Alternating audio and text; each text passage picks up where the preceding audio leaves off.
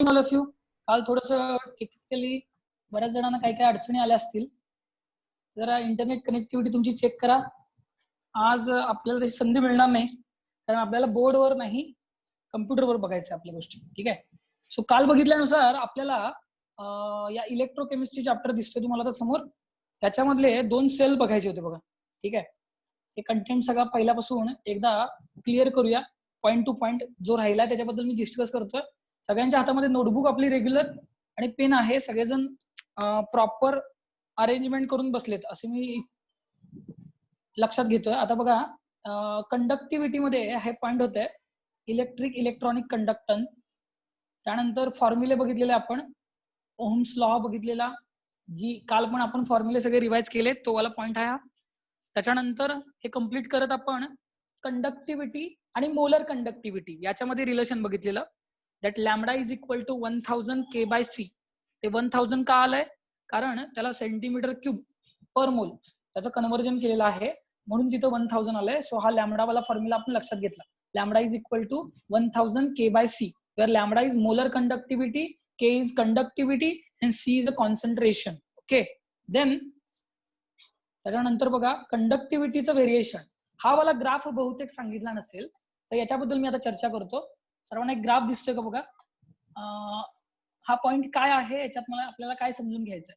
तर एक इक्वेशन तुम्हाला मी सांगितलेलं की ज्या इक्वेशन मध्ये आपल्याला बघायचं होतं की lambda is equal to this lambda is equal to lambda not minus A root C.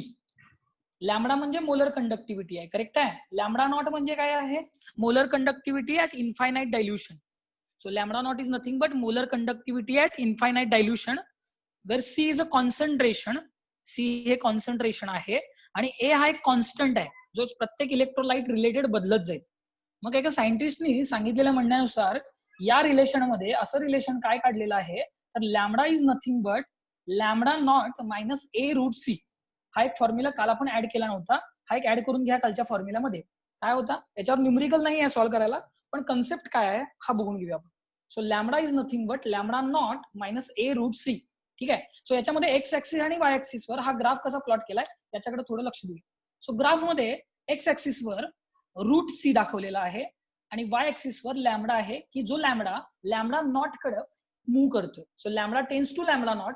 Lambda not म्हणजे molar conductivity at infinite dilution असं आहे. ठीक आहे. सो इन्फायनाइट डायल्युशन कडे तो जातोय वाय ऍक्सिस वर मोलर कंडक्टिव्हिटी, आणि रूट सी दाखवलंय. आणि हा इम्पॉर्टंट पॉईंट असा आहे बघा, स्ट्रॉंग इलेक्ट्रोलाइट असेल तर याच्यामध्ये शार्प एज आहेत बघ, शार्प. ठीक आहे.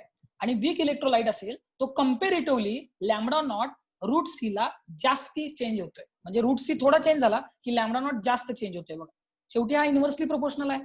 इन्व्हर्सली प्रोपोर्शनल आहे कारण लॅमडा जेवढा वाढणार आहे तेवढा रूट सी जेवढा कमी होईल तेवढा लॅमडा वाढेल बघा, कारण इथं मध्ये मायनस साईन आहे. सो लक्षात येते का बघा पॉईंट तुम्हाला काय सांगायचं मला. जर हा रूट सी ची व्हॅल्यू वाढली ही हा पूर्ण टर्म वाढणार आहे, आणि ही पूर्ण टर्म वाढली की लॅमडाची व्हॅल्यू कमी होईल. सो इन्व्हर्सली प्रोपोर्शनल असेल, आणि हा ग्राफचं नेचर काय आहे, इन्व्हर्सली प्रोपोर्शनल आहे. ठीक आहे. सो याच्यामध्ये स्ट्रॉंग इलेक्ट्रोलाइट असेल तर शार्प एज आहे, आणि वीक इलेक्ट्रोलाइट असेल तर रिलेटिव्हली डिसोसिएशनच्या अँगलमुळं, हे कशामुळे होत आहे, डिसोसिएशनमुळं याचा ग्राफचं नेचर असं आहे. हे एवढं लक्षात ठेवा. स्ट्रॉंग इलेक्ट्रोलाइट साठी असं होईल आणि वीक इलेक्ट्रोलाइट साठी असं होईल. हे नोट डाऊन करा, हा फॉर्म्युला लिहा आणि एवढीशी ग्राफ, एवढाच फक्त ग्राफ नोट डाऊन करा.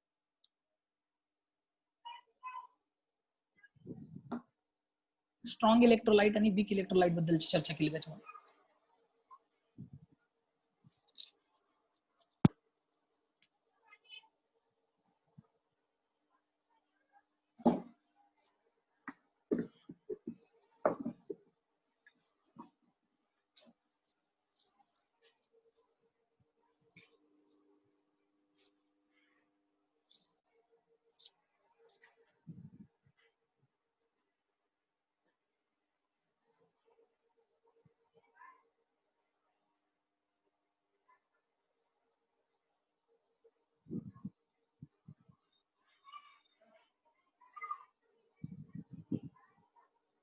बघा क्लिअर आहे का आपण.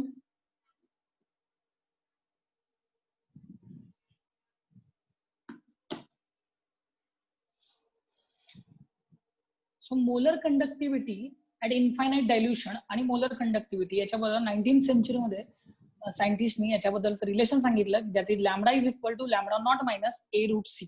आणि त्याच्याबद्दल आपण चर्चा केली. स्ट्रॉंग इलेक्ट्रोलाइट असेल तर स्लोप जास्ती आहे त्याचा, त्याला स्लोप म्हणणार आपण. आणि वीक इलेक्ट्रोलाइट असेल तर याचं नेचर जर रीड करायचं असेल, थोडासा सी मध्ये चेंज झाला थोडा, तर लॅम्बडा मध्ये जास्त चेंज होतोय बघा in case of weak electrolyte. म्हणून ही शार्प एज आहे, इथं शार्प आहे बघा हे असं. आणि मग इथं गेलं, इथं कसं आहे टिल्ट केले कम्प्लीटली, ऑलमोस्ट 45 डिग्री सारखं अँगल केलेला. ठीक आहे. सो हा एक मला वाटतं 1920 नंबरचा प्रॉब्लेम असेल बघा, 20 नंबरचा फॉर्म्युला असेल. टोटल एक 18-19 फॉर्म्युला आपण कलेक्ट केलेले. ठीक आहे. सो स्विच करा. आतापर्यंत या चॅप्टर मधले सगळे पॉइंट्स बऱ्याच जणांनी सॉल्व्ह केलेत, बऱ्याच जणांनी सांगितलं मला की हा चॅप्टर झालाय, भरपूर सॉल्व्ह केला आहे. तरी पण फक्त 1-2 पॉईंट जे मला सांगायचे राहिलेत ते फक्त मी सांगतो. हे आपण कम्प्लीट केलंय. हे मला वाटतं पहिल्याच लेक्चरला आपण सगळे प्रॉब्लेम सॉल्व्ह केलेत लॅम्बडा नॉट वरचे, ज्याला मोलर कंडक्टिव्हिटी असं म्हटलेलं आपण. त्या मोलर कंडक्टिव्हिटी बद्दलची चर्चा आपण त्यावेळेस केलेली आहे. आणि कोहरलॅश लॉ नंतरचा formula alpha is equal to lambda upon lambda not. ठीक आहे. अजूनही जर कालच्या पॉइंट मध्ये कुणाला डाऊट असेल, कंडक्टिव्हिटी सेल नावाचा पॉइंट दिलाय बघा इथं.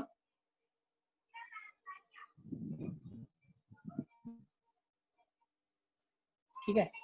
कंडक्टिव्हिटी सेल म्हणजे ज्याच्यावर आपल्याला सेल कॉन्स्टंट काढायचा, याच्यासाठी एक डायग्राम दाखवली. फक्त प्लॅटिनम प्लेट्स आहेत, सोल्युशन आहे, ग्लास ट्यूब आहे. याच्यावरून फॉर्म्युला डिराईव्ह करायचा आहे जो पहिल्या लेक्चरलाच आपण केलेला, की B is equal to L by A, K is equal to B by R. हे फॉर्म्युले आहेत. आणि कालवाली डायग्राम ही आहे बघा.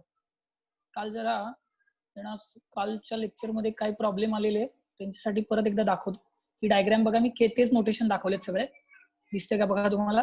तर काय केलेलं, तर या सोल्युशनचं रेजिस्टन्स डिवाइड बाय या एसी रेजिस्टन्स एसी, म्हणजे ही लेंथ एसी ला प्रोपोर्शनल असेल, is equal to this R X divide by length BC किंवा आर बीसी. आणि हे कुठल्या प्रिन्सिपल नुसार होईल, this is called as according to Wheatstone bridge principle. हे फिजिक्स मध्ये तुम्ही बघणार आहे, बघितलं पण असेल आय गेस. काय आहे त्याच्या साईडचा या दोघांचा रेशो रेजिस्टन्सचा, या दोघांच्या रेजिस्टन्सच्या रेशो एवढा येईल ज्यावेळी याच्यातून काही डिटेक्शन होणार नाही, फ्लो होणार नाही, की ज्याला नल पॉइंट म्हणतात. मी काल वारंवार सांगितलं बघ, which is called as null point. आणि याचा यूज करून आपण रेजिस्टन्सचं सोल्युशनचं रेजिस्टन्स काढू शकतो. ठीक आहे. सोल्युशनचं रेजिस्टन्स काढू शकतो. हे लिहून झालेलं आहे. सो मी इथं थांबत नाही, मी पुढे जातो. सो आफ्टर दिस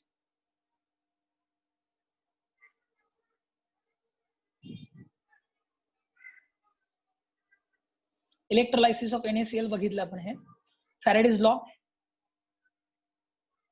सॉल्ट ब्रिजचा कन्सेप्ट बघितला. Salt bridge is called as inverted U shaped glass tube containing KCl solution and agar gel. ठीक आहे. केलं आणि याच्याबद्दल चर्चा केलेली आपण. Instead of this KCl you can use ammonium nitrate also. Ammonium nitrate सुद्धा त्याच्यामध्ये यूज करू शकता. फंक्शन्स ऑफ सॉल्ट ब्रिज हे पॉइंट सांगितलेलं बघा. याच्या दोघांमध्ये कॉन्टॅक्ट करणं, यांचं प्रिव्हेन्शन करणं, मिक्सिंग, दोन सोल्युशन मध्ये इलेक्ट्रिकल न्यूट्रॅलिटी मेंटेन करणं. सेम पॉइंट्स आहेत, सगळे नोटबुक मध्ये आहेत तुमच्या. ठीक आहे. याच्यानंतर एखादा सेल कसा लिहायचा याच्याबद्दलचे पॉइंट्स आहेत. पॉइंट्स बोर्डच्या पॉइंट ऑफ व्ह्यू ना फक्त तुम्ही नोटबुक मध्ये नोट डाऊन करा. नंतर काय पॉइंट्स आहेत की एखादा सेल कसा लिहायचा आहे, की जे मी सेल रिप्रेझेंटेशन करत असताना तुम्हाला सांगितलेलं की ज्यावेळी एनोड असतो तो हाफ लेफ्ट साईडला लिहायचा असतो, कॅथोड वाला राईट साईडला लिहायचा असतो. जसं आपण झिंक इलेक्ट्रोडचं लिहित होतो, zinc give zinc 2+. For example इथं सांगतो बघा. इथं तुम्हाला दिलेला आहे बघा, एक सेल दिलाय, याच्याबद्दल चर्चा करू आपण. हा सेल कसा दाखवलाय बघा, निकेल गिव्ह निकेल 2+. दाखवण्याची पद्धत अशी आहे, निकेल हा सॉलिड आहे ते इथं इंडिकेट केलंय. त्यानंतर निकेलचं कन्व्हर्जन निकेल 2+ मध्ये झालेलं आहे, की ज्याचं कॉन्सन्ट्रेशन 1 मोलर आहे. त्याच्यानंतर डबल डॅश मारणं गरजेचं आहे, डबल व्हर्टिकल लाईन. ठीक आहे. त्यानंतर अल्युमिनियम 3+, त्याचं कॉन्सन्ट्रेशन 1 मोलर आहे आणि सिंगल लाईन मारल्यानंतर अल्युमिनियम मध्ये त्याचं कन्व्हर्जन झालंय की जो सॉलिड आहे. This is called as representation of a cell. एखाद्या सेलचं रिप्रेझेंटेशन अशाच पद्धतीने करायचं आहे. एनोड की ज्याचं ऑक्सिडेशन होत आहे तो लेफ्ट साईडलाच पाहिजे आणि कॅथोड ज्याचं रिडक्शन होत आहे तो राईट साईडलाच लिहिला पाहिजे आणि त्याच्या दोघांच्या मध्ये डबल व्हर्टिकल लाईन्स पाहिजे. आणि प्रत्येक हाफ सेल मध्ये सिंगल व्हर्टिकल लाईन पाहिजे. हे क्लिअर आहे का बघा? ठीक आहे. सो याच्यानंतर समजा नुसता तुम्हाला एखादा हाफ सेल लिहायचा आहे, इलेक्ट्रोड लिहायचा आहे.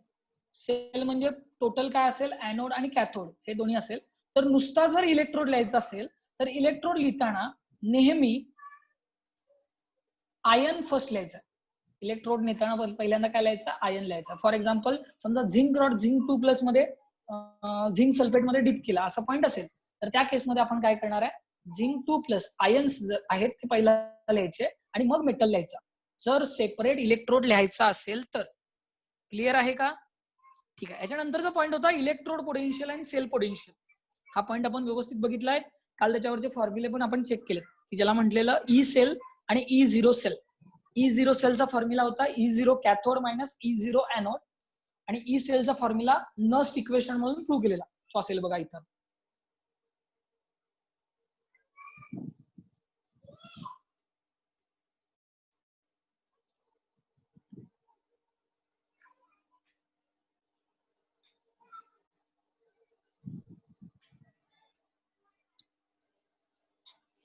त्याच्यानंतर काल सांगितलेला पॉइंट जो गिब्स एनर्जी रिलेटेड होता.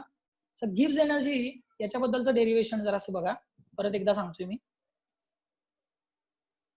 So Gibbs energy is called as free energy. आणि ही फ्री एनर्जी आहे की जसं मेकॅनिकल प्रॉपर्टीज मध्ये वर्कडन म्हणजे काय असतं, W is equal to what is W, force into displacement. What is W in mechanics, work done is equal to force into displacement. आणि तुम्हाला माहित असेल बघा, प्रत्येक मेकॅनिकल इक्विव्हलंटचा इलेक्ट्रिकल इक्विव्हलंट असतो. जसं तिथं मेकॅनिकल वर्क होतं तसं इथं इलेक्ट्रिकल वर्क होतं. आता इलेक्ट्रिकल वर्कचा फॉर्म्युला काय असेल तर amount of charge passed into cell potential. आता सेल पोटेन्शियल म्हणजे आपला फोर्स आहे बघा. ठीक आहे, आपल्याला लक्षात ठेवण्यासाठी मी सांगतो तुम्हाला. सो फोर्स इंटू डिस्प्लेसमेंट असं जसं लक्षात ठेवतो work done is equal to force into displacement, त्याच पद्धतीने इथं आपण लक्षात ठेवणार आहे की delta G is equal to NF म्हणजे हे चार्ज होईल टोटल आणि ई सेल म्हणजे काय होईल, सेल पोटेन्शियल होईल. आता हे वर्कडन डेल्टा जी ची व्हॅल्यू निगेटिव्ह असल्यामुळं हे वर्कडन आपल्याला इलेक्ट्रिकल वर्कडन कसं लिहिता येईल, -NF into E cell. What is E cell, electrode potential of a cell. ठीक आहे. What is N, N is number of moles, that is electrons transferred. What is F, F is a Faraday, number of Faraday. फॅरेडेची value 96500 आपल्याला माहिती आहे. So this electrical work is nothing but delta G. So आपला formula जो आपण note down करणार आहे किंवा काल केलेला, that is delta G is nothing but -NF into E sale.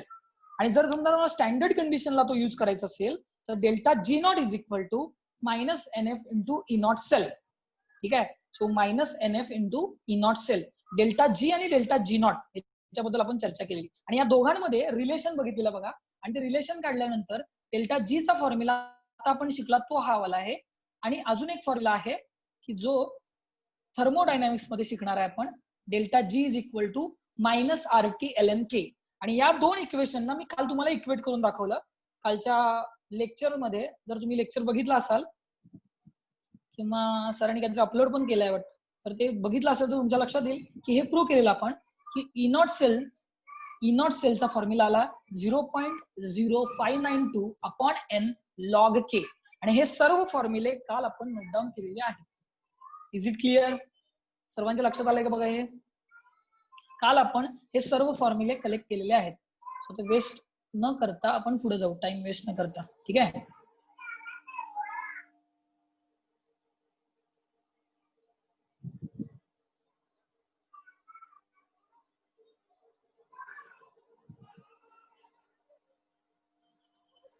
What is the next point?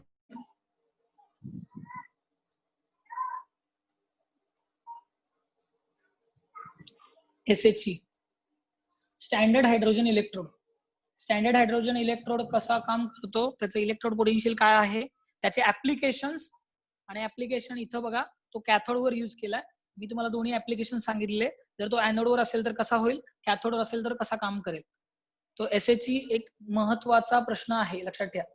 SHE standard hydrogen electrode is a very important question. त्याच्यानंतर dry sale, ज्याला लेकलाईनचे सेल म्हणतोय आपण, तो बघितला आपण. हे सर्व सेल आपण 1 बाय 1 बघितलेले आहेत, तुमच्या नोटबुक मध्ये आहेत. याच्यानंतर जे राहिलेला पार्ट होता तो लीड अक्युम्युलेटर, लीड स्टोरेज बॅटरी, जो शेवटच्या लेक्चरला बघितलेला आपण, की ज्याच्यामध्ये तुम्हाला म्हटलेलं मी की पूर्ण सेलमध्ये, पूर्ण बॅटरीमध्ये, पूर्ण इलेक्ट्रोकेमिस्ट्रीमध्ये सगळ्यात जास्त ज्याच्या रिॲक्शन्स आहेत तो म्हणजे लीड स्टोरेज सेल आहे. ओके, या लीड स्टोरेज सेलमध्ये रिॲक्शन्स आपण बघितलेल्या, कारण हा चार्जिंग आणि डिस्चार्जिंग असं दोन्हीही काम करणार आहे. क्लिअर आहे? आता मात्र आपला जो राहिलेला होता तो पार्ट आपण आता कंप्लीट करूया. तो म्हणजे टायटल टाका बघा, दुसरे 2 सेल आपल्याला बघायचे आहेत की ज्याचं नुसतं कन्स्ट्रक्शन वर्किंग आपल्याला बघायचं आहे.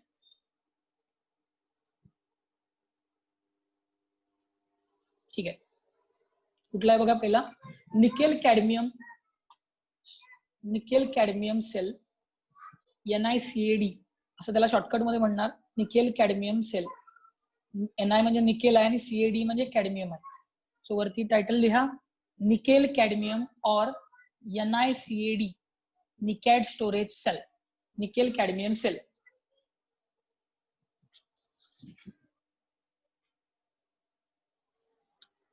ठीक आहे, तर आता निकेल कॅडमियम सेल मध्ये फार महत्वाचे पॉइंट्स आहेत की जे तुम्हाला मी सांगतो बघा. तर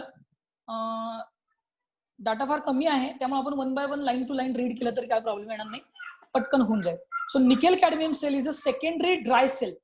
द ड्राय सेल त्याला आपण कधी म्हणतोय बघा, आपल्याला माहिती आहे तो ड्राय सेल बघा की ज्याच्यामध्ये सोल्युशन जे आहे ते पेस्ट फॉर्मॅट मध्ये असतं, लिक्विड मध्ये नसतं, म्हणून त्याला ड्राय सेल म्हणतो. तो लेकलाईनची सेल जस्ट आता आपण बघितलं. ठीक आहे, तो हा सेकंडरी टाईपचा ड्राय सेल आहे, कारण आपण जो ड्राय सेल बघितला आहे सिलेबस मध्ये, त्या ड्राय सेल मध्ये आपण तो रिचार्ज करू शकत नाही, म्हणून त्याला प्रायमरी म्हणणार. पण हा निकेल कॅडमियम जो सेल आहे, हा निकेल कॅडमियम सेल सेकंडरी आहे, म्हणजे तो परत परत काय करता येईल, आपल्याला यूज करता येईल. म्हणजे in other word dry cell that can be recharge असं याला म्हटलं गेलं. आता याच्यामध्ये काय केलं बघा, एक लक्षात घ्या, तर ऍनोड आणि कॅथोड या 2 गोष्टी असणार. यातल्या ऍनोडवर कॅडमियम आहे. ऍनोड कोण आहे? कॅडमियम आहे. कॅडमियम हे कुठल्या ब्लॉक मधलं इलेमेंट आहे रे, आठवतंय का रे? कॅडमियम आहे ऍनोडवर, आणि कॅथोडवर निकेल आहे, म्हणजे निकेल ऑक्साइड फॉर्म मध्ये आहे की ज्याच्यामध्ये निकेलचा ऑक्सिडेशन नंबर 4 असेल बघा.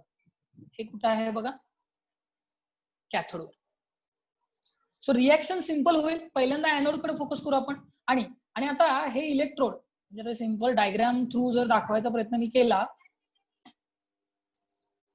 समजा हा एक इलेक्ट्रोड आहे आणि हा दुसरा वाला इलेक्ट्रोड आहे, हे डीप केलेत, आणि ह्याचं जे सोल्युशन आहे, हे सोल्युशन जे असणार आहे ते बेसिक सोल्युशन असणार आहे. बेसिक म्हणजे ज्याच्यामध्ये OH मायनस आहे असं, की ज्याच्याकडे OH मायनस म्हणजे KOH असेल, NOH असेल, की यांचा यूज त्याच्यामध्ये केलेला आहे. सो KOH NOH केलेला आहे.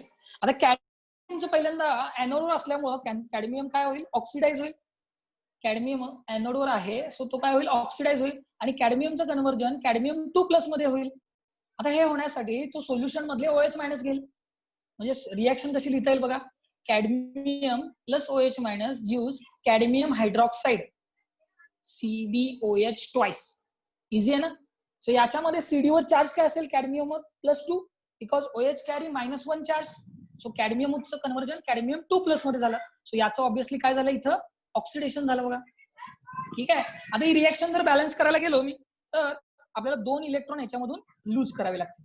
सो रिॲक्शन परत एकदा समजून घ्या. ऍनोडवर काय होईल, तर ऍनोडवर कॅडमियम आहे की ज्याचं कन्व्हर्जन कॅडमियम 2+ मध्ये होत आहे, तो OH मायनस घेतोय आणि सोल्युशन मध्ये फॉर्म करतोय कॅडमियम हायड्रॉक्साइड, CdOH ट्वाइस, आणि ज्याच्यातून 2 इलेक्ट्रॉन लूज होतात. ठीक आहे, आता हे लूज झालेले 2 इलेक्ट्रॉन, आता मी जसं तुम्हाला सांगितलं की कॅथोडवर NiO2 आहे, की ज्याच्यामध्ये निकेलचा ऑक्सिडेशन नंबर किती असणार सांगा. या निकेलचं ऑक्सिडेशन काय असणार, +4. यस, या +4चं कन्व्हर्जन इथं काय होतंय बघा, इथं याच्यावर चार्ज काय असेल, +2. ठीक आहे, सो +4चं कन्व्हर्जन +2 मध्ये होतंय. सो ऑब्व्हियसली याचं काय होतंय, रिडक्शन होतंय, आणि याची रिॲक्शन तुम्हाला सिंपल लिहिता येईल, NiO2 गिव्स NiOH ट्वाइस. आता हे बॅलन्स करण्यासाठी हे NiO2 + H2O gives NiO2 + OH minus. Balance केल्यानंतर हे जे 2 इलेक्ट्रॉन यानं लूज केले होते, ते यानं गेन केलेत बघा. So there is a exchange of electrons, so there is a flow of current. मी परत एकदा सांगतो, परत एकदा क्लिअर करतो बघा. ठीक आहे, आता परत काय क्लिअर करायचं आहे, तर कॅडमियम हा एनोडोर आहे निकेल कॅडमियम स्टोरेज सेल मध्ये, हे लक्षात ठेवा. हा एक सेकंडरी सेल आहे, हे लक्षात ठेवा. सो कॅडमियमचं कन्व्हर्जन कॅडमियम 2+ मध्ये होईल, म्हणजे तो सोल्युशन मधले OH मायनस घेईल. ठीक आहे, कारण सोल्युशन आपलं बेसिक नेचर मधलं असणार आहे. मग बेसिक नेचर म्हणजे ज्याच्यामध्ये OH मायनस आहेत. So cadmium gives cadmium 2+. ही रिएक्शन क्लिअर झाली. आणि पुढच्या रिएक्शन मध्ये काय केलं, तर NiO2 चं conversion, this NiO2 is converted into, हे NiO2 कशामध्ये कन्वर्ट होते बघा, NiOH ट्वाइस. म्हणजे थोडंसं पॅटर्न लक्षात घेतला तर तुमच्या लक्षात येईल. रिएक्शन बॅलन्स करत असताना ऑक्सिजन चेक करा, OH बॅलन्स करा. ऍड केल्यानंतर मला असं वाटतंय कोणत्या कोणत्या गोष्टी जातील बघा. एक तर पहिल्यांदा हा OH 2OH मायनस. ठीक आहे, अजून काय होईल, हा 2OH मायनस जाईल. त्याच्यानंतर हे 2 इलेक्ट्रॉन्स जातील आणि हे 2 इलेक्ट्रॉन्स जातील. Is it clear? आता राहिलेला पार्ट आपल्याला लिहिता येईल. काय लिहिणार बघा, हा cadmium plus NiO2 plus twice H2O gives cadmium hydroxide plus nickel hydroxide. जमलं का बघा?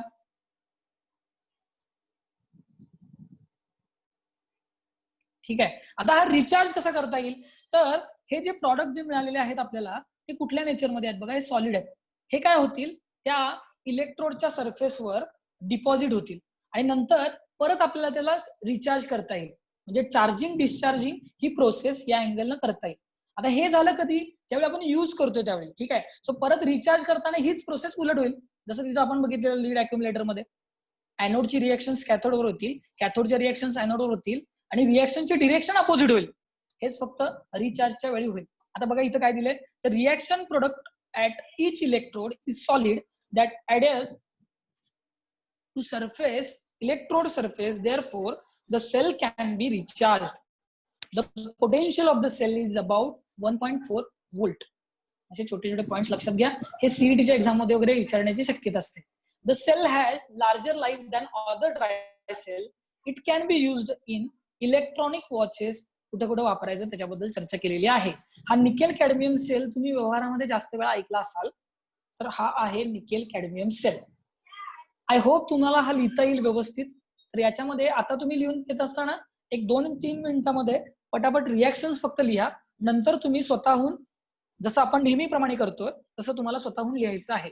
ज्याच्यामध्ये प्रिन्सिपल डायग्राम नाही काढली तरी चालेल, प्रिन्सिपल, त्याच्या रिएक्शन्स आणि जे काही इम्पॉर्टन्स आहे हा पॅरेग्राफ लिहून काढा. ठीक आहे, तर सर्वांना हे लक्षात आलं असेल. Is it clear?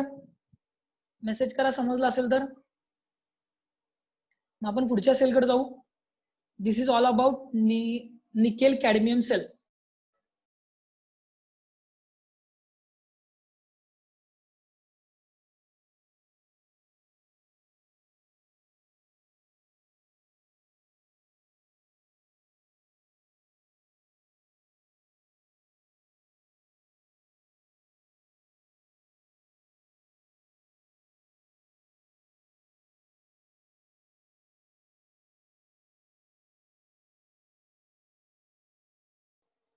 With mercury, the cathode is paste of Hg and carbon.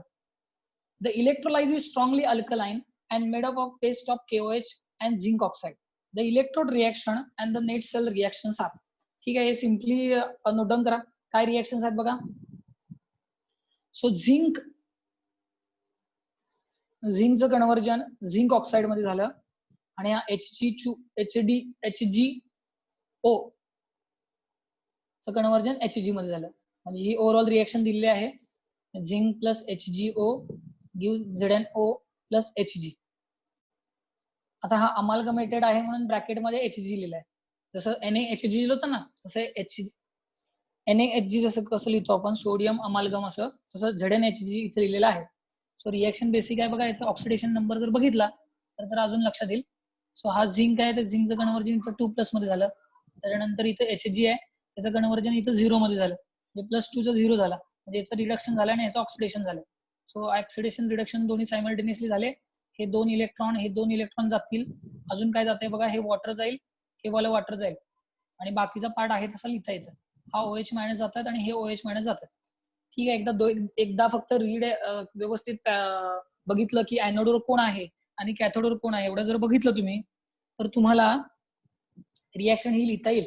काहीच प्रॉब्लेम नाही याच्यामध्ये. रिॲक्शन फक्त नोट डाऊन करा, क्लिअर करतो बघा. पण आजच्या आज हे सगळे सेल आणि ज्या काही कंटेंट मी तुम्हाला सांगितलंय ना, हा आजच्या आज करणं गरजेचं आहे बघा. ZnHg plus 2OH minus gives ZnO plus H2O plus 2 electrons. की जे 2 इलेक्ट्रॉन्स लूज केलेले आहेत की जे यानं गेन केलेत बघा कॅथोडवर. So there is exchange of electrons, so there is a flow of current. ठीक आहे. आता सिमिलरली हे आता यूज करताना होईल. मग परत जर आपण याला वापरायला गेलो तर आपल्याला काय करायला लागेल, रिएक्शन्स अपोजिट होतील. परत ते यूज करू शकतो. रिएक्शन झाल्या का बघा.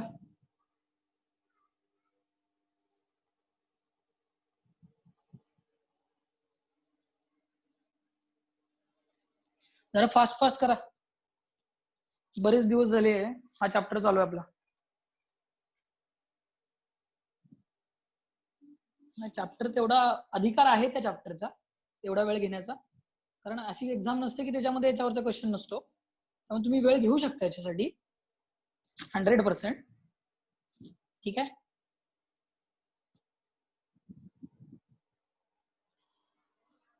रिएक्शन लिहिली असेल तर पुढचा पार्ट म्हणजे छोटासा त्याचं एक्सप्लेनेशन दिलेला आहे. The overall reaction involve only solid substances. मग सांगितला तोच point. There is no change in electrolyte composition during the operation. The mercury battery therefore provides more constant voltage that is 1.35 volt. मगाशी एक दिलेलं आणि आता एक दिलंय बघा. म्हणजे मगाशी किती दिलं होतं याच्यासाठी दिलेलं बघा, मगाशी लिहून गेलं ना तुम्ही 1.4 आहे आणि याचं किती मिळालंय 1.35. It is also considerably higher capacity than the longer life than dry cell. त्यामुळे आता मर्क्युरी बॅटरी इथं आपण ऑफिशियली बॅटरीज सगळ्या संपवलेल्या आहेत. सगळा थेअरीचा पार्ट कम्प्लीट केलाय. कारण मला असं वाटतं की आपण फ्युएल सेल नावाचा सेल सुद्धा बघितलेला होता. एकच सेल, चांगला सेल, एन्व्हायरमेंटल फ्री सेल, महत्वाचा सेल, ज्याच्यावर फ्युचर लाईफ डिपेंड आहे असा सेल म्हणजे फ्युएल सेल. आणि त्यातला एक सुंदर असा फ्युएल सेल आपण बघितलेला की ज्याचं नाव होतं हायड्रोजन ऑक्सिजन फ्युएल सेल. हे आपण बघितले ऑलरेडी. म्हणजे आता माझ्या माहितीनुसार आपण सर्व सेल एकदम बघितलेले आहेत. एखाद्या रिव्हिजन लेक्चरच्या वेळी तुम्हाला मी सर्व सेलच्या डायग्राम्स आणि रिएक्शन्स यांचं कंटेंट एकत्र नोट्स टाईप मध्ये दाखवतो किंवा लिहून दाखवतो मी, ज्याच्यामुळे तुमचं परत एकदा रिव्हिजन होईल. सो आता कुठले कुठले सेल झाले आतापर्यंत आपण बघा.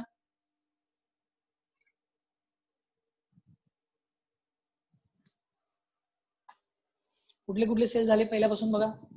ड्राय सेल बघितला, डॅनियल सेल बघितला, करेक्ट आहे का बघा, बोला. अजून कुठला बघितला, फ्युएल सेल बघितला. त्यानंतर आता मर्क्युरीवाला सेल बघितला. त्याच्या आधी कुठला बघितला, निकेल कॅडमियम सेल बघितला. निकेल कॅडमियम सेल नंतर इलेक्ट्रोड बघितले काय काय, standard hydrogen electrode. Standard hydrogen electrode नंतर आपण कुठला बघितला,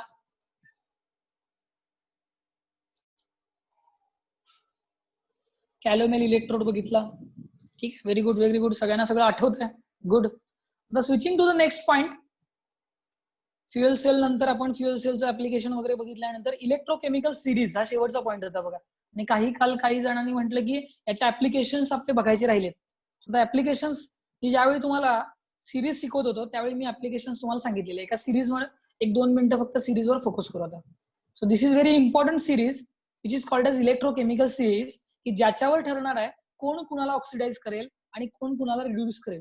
या सगळ्या गोष्टी या सिरीजवर डिपेंड असतील. ठीक आहे. सो तो फोकस करा सिरीजवर. तुम्ही झूम करू शकता तुमच्या मोबाईल मध्ये, मग तुम्हाला सगळ्या व्हॅल्यूज सुद्धा दिसतील. आता मला सांगायचं काय ते परत एकदा मी सांगतो, म्हणजे त्याचे ऍप्लिकेशन्स तुम्ही लिहू शकता. आणि बोर्डच्या पॉईंट ऑफ व्ह्यू त्यांना बऱ्याच वेळा बोर्डला लास्ट इयरला write down the applications of electrochemical series असा क्वेश्चन बऱ्याच वेळा आलेला आहे. सो तुम्हाला हा क्वेश्चन प्रिपेअर करावा लागेल. सो पहिल्यांदा इलेक्ट्रोकेमिकल सिरीज बद्दल थोडंसं काय काय बघा. तर सगळ्यात पहिल्यांदा जो मध्ये आहे हा हायड्रोजन इलेक्ट्रोड आहे बघा, दिसते का बघा, की ज्याचं इलेक्ट्रोड पोटेन्शियल आपण कन्सिडर केलं की 0 आहे. ऍक्च्युली असं कुठलंच नसतं प्रॅक्टिकली, पण आपण असं कन्सिडर करतोय. क्लिअर दिसत नाहीये. स्क्रीन दिसते का रे क्लिअर? पटकन रिप्लाय द्या सर्वांना. स्क्रीन दिसते का बघा क्लिअर? येस. आता ज्यांना दिसत नाही त्यांचा प्रॉब्लेम आहे. मी स्टार्ट करतो बघा, पुढे जाऊया आपण. सो हायड्रोजन जो आहे त्याचं इलेक्ट्रोड पोटेन्शियलची व्हॅल्यू 0 आहे बघा. आणि हायड्रोजनच्या वरच्या डिरेक्शनला ज्या व्हॅल्यूज आहेत त्या पॉझिटिव्ह मध्ये वाढत गेल्यात बघा. सो पॉझिटिव्ह मध्ये वाढत गेल्यात असा शब्द का वापरला? कारण खाली ज्या व्हॅल्यू आहेत त्या निगेटिव्ह मध्ये वाढत चालल्यात बघा. ठीक आहे.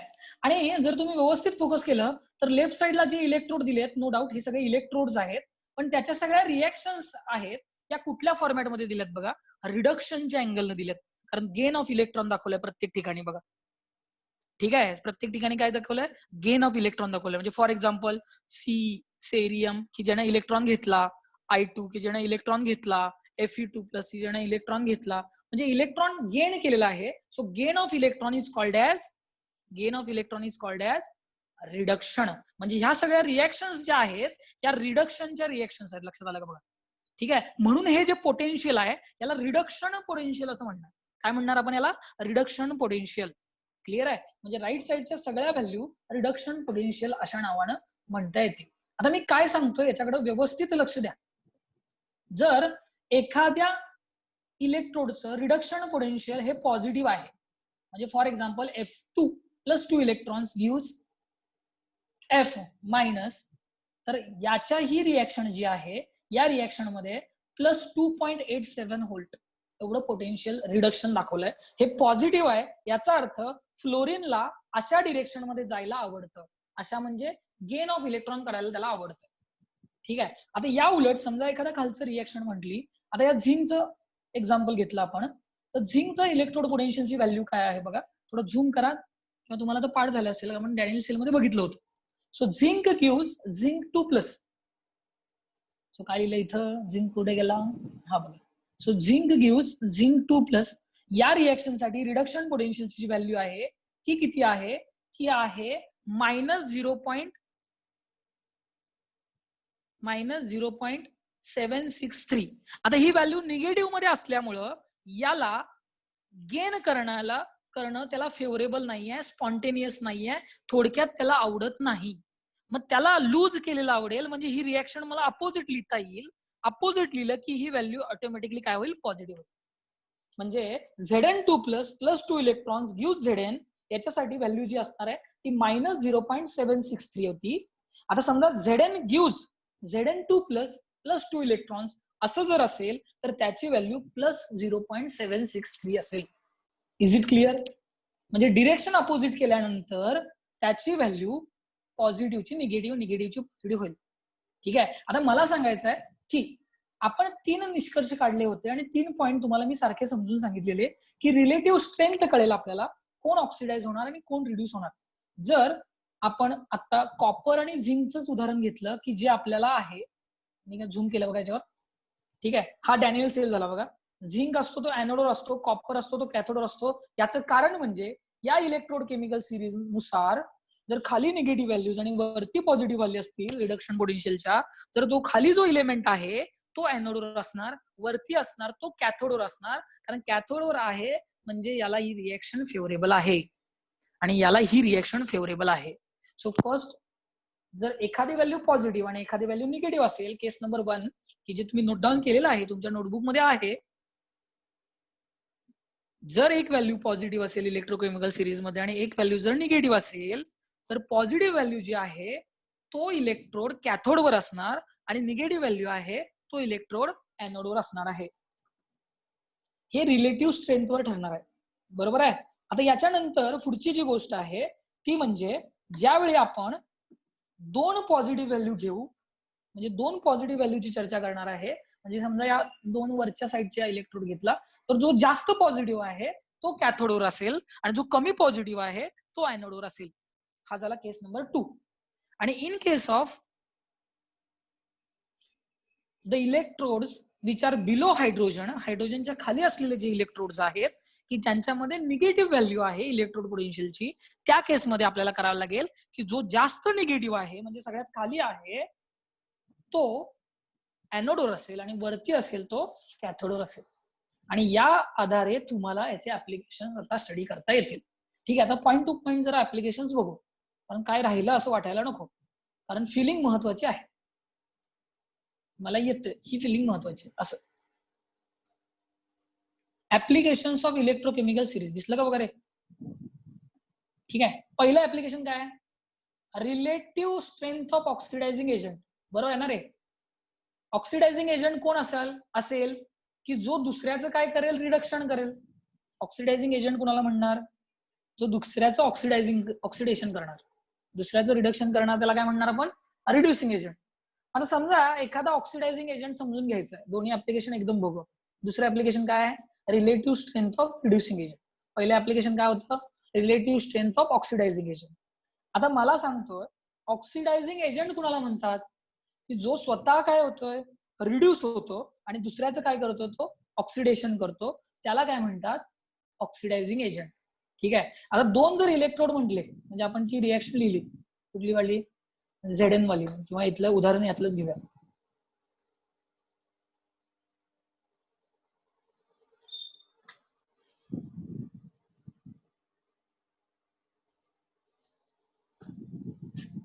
काय रिएक्शन घेतली? झूम आउट करा, झूम इन केला असेल. Zn प्लस Cu2 प्लस, म्हणजे डॅनियल सेल मधली कंप्लीट रिएक्शन लिहितोय मी. ठीक आहे. पुढच्या वीक मध्ये हे व्यवस्थित क्लिअर दिसेल तुम्हाला. आता फक्त भावना समजून घ्या की Znचं कन्व्हर्जन Zn2 प्लस मध्ये झालंय. ठीक आहे. कॉपरचं कन्व्हर्जन कॉपर 2 प्लसचं कन्व्हर्जन कॉपर मध्ये झालं. ठीक आहे. सो आता याच्यामध्ये आपल्याला काय माहिती आहे की हा जो झिंक आहे, या झिंकचं काय झालं? ऑक्सिडेशन झालं. आणि याचं ऑक्सिडेशन झाल्यानंतर ऑक्सिडेशन झालं आणि त्याचं कन्व्हर्जन कशामध्ये झालं? Zn2 प्लस मध्ये. आणि हा कोण आहे? कॉपर 2 प्लस आहे. याचं स्वतःचं काय झालं? रिडक्शन झालं. ठीक आहे. आणि रिडक्शन होऊन त्याचं कन्व्हर्जन कशामध्ये झालं? कॉपर मध्ये झालं. ठीक आहे. सो झिंकचं कन्व्हर्जन Zn2 प्लस मध्ये झालं, कॉपर 2 प्लसचं कन्व्हर्जन कॉपर मध्ये झालं, झिंकचं स्वतःचं ऑक्सिडेशन झालं, कॉपर 2 प्लसचं रिडक्शन झालं. मग झिंकनं या कॉपर 2 प्लसचं रिडक्शन केलं, म्हणून हा रिड्युसिंग एजंट असेल. त्याला ज्याला रिडक्टंट असं म्हणतो आपण. काय म्हणतो त्याला? रिडक्टंट किंवा रिड्युसिंग एजंट. आणि कॉपर 2 प्लसनं या झिंकचं Zn2 प्लस मध्ये कन्व्हर्जन केलं, म्हणून याला ऑक्सिडायझिंग एजंट किंवा ऑक्सिडंट असं म्हणणार. आता याच्यातून काय कळालं आपल्याला? की जो इलेक्ट्रोड ची स्ट्रेंथ आणि रिलेटिव्हिटी जो वरती आणि खाली आहे याच्यावर ठरणार. आता फॉर एक्झाम्पल याच्यामध्ये झिंक हा इलेक्ट्रोड खाली होता आणि कॉपर हा इलेक्ट्रोड वरती होता इलेक्ट्रोकेमिकल सिरीज नुसार. मग झिंक जो खाली आहे तो रिड्युसिंग एजंट चांगला आहे आणि कॉपर जो वरती आहे तो ऑक्सिडायझिंग एजंट म्हणून चांगला काम करेल. अशा पद्धतीने इथं निष्कर्ष काढता येईल. म्हणजे आपल्याला इलेक्ट्रोकेमिकल सिरीज वरून काय ऍप्लिकेशन तर आपल्याला रिलेटिव्ह स्ट्रेंथ ठरवता येते की कोण ऑक्सिडाइज होणार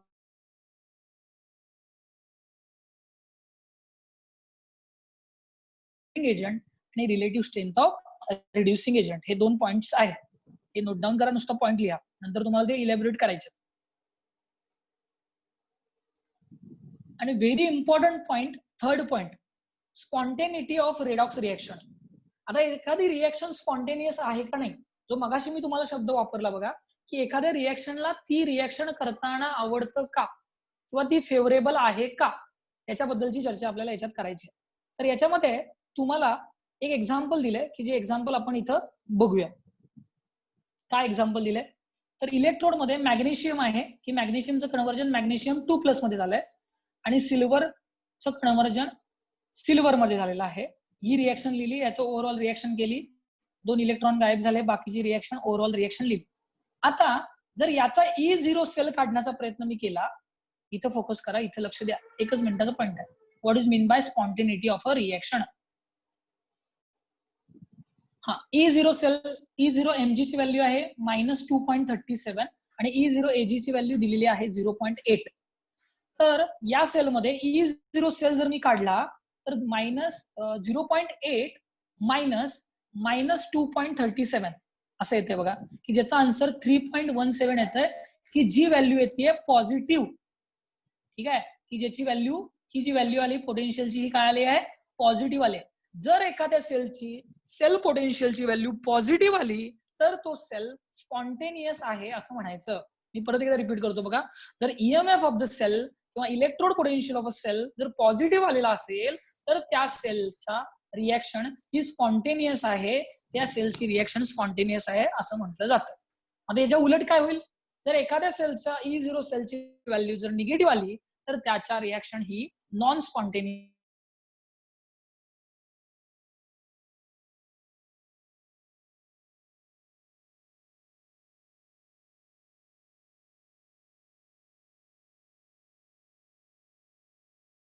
लागेल. जर व्हॅल्यू ही पॉझिटिव्ह आली तर रिएक्शन ही स्पॉन्टेनियस आहे, व्हॅल्यू जर नाही आली पॉझिटिव्ह तर रिएक्शन ही नॉन स्पॉन्टेनियस आहे. म्हणजे स्पॉन्टेनिटी ऑफ रिएक्शन हे आपल्याला इलेक्ट्रोकेमिकल सिरीज वरून ठरवता येतं. कारण कोण वरती आहे आणि कोण खाली आहे. कारण E0 cathode minus E0 anode वरताना कॅथोड वरची व्हॅल्यू वरच्या इलेक्ट्रोडची घेणार आणि एनोड वरची जी व्हॅल्यू आहे ती खालच्या इलेक्ट्रोड वरची घेणार आहे. तर असे हे ऍप्लिकेशन्स दिलेले आहेत आणि ऍप्लिकेशन्स लिहिणं माझ्या मतानुसार एकदम व्यवस्थित आणि सोपी गोष्ट आहे. थोडक्यात नुसता पसरायचा आहे. Relative strength of oxidizing agent, relative strength of reducing agent आणि स्पॉन्टेनिटी ऑफ रेडॉक्स रिएक्शन या गोष्टी आपल्याला याच्यावरून क्लिअर करता येतील. सो हे 3 पॉईंट लिहा. ऍप्लिकेशन ऑफ इलेक्ट्रोकेमिकल सिरीज फक्त टायटल लिहा. झालं असेल तर मेसेज करा.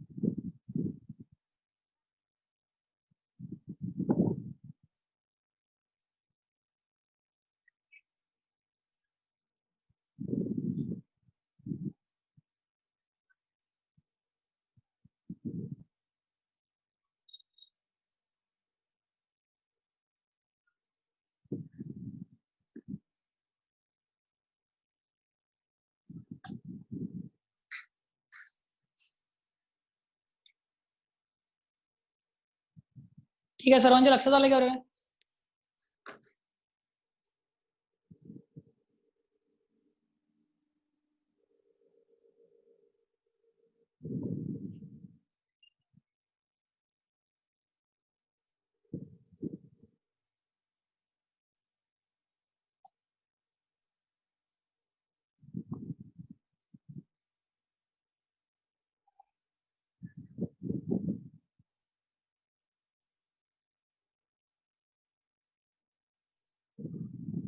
ठीक आहे.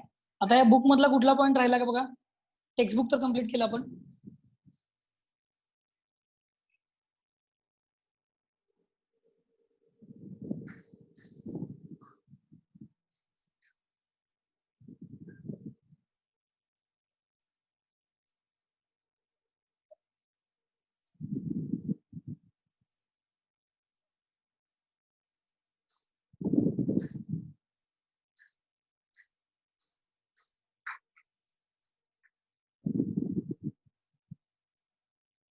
एक सेकंड.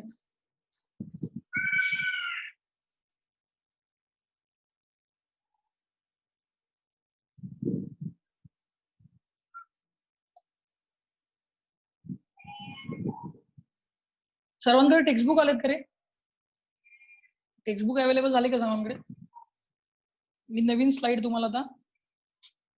सर्वांकडे टेक्स्टबुक आहेत. ओके, बघा जरा त्यातला कुठला पॉईंट राहिला असेल तर. नाही राहिला असेल तर झाला म्हणून सांगा.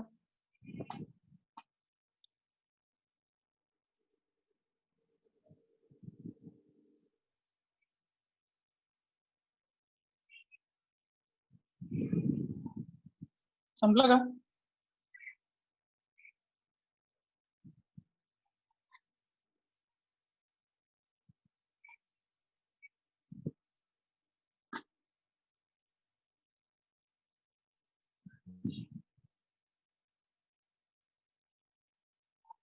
ठीक आहे.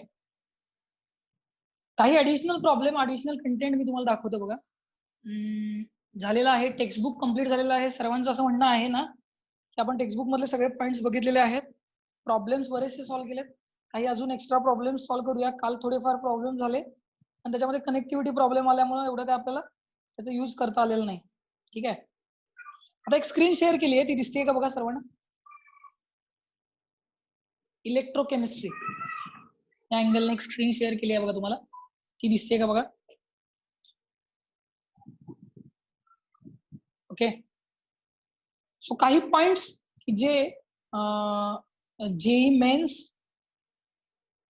आणि जेई साठी आणि नीट साठी जे लागतील असे एक्स्ट्रावाले पॉइंट्स, एखादा कन्सेप्ट की जो तुम्हाला जमलेला नाही याच्यासाठी मी ही पूर्ण PDF फाईल आहे की जी तुम्हाला मी दाखवतो.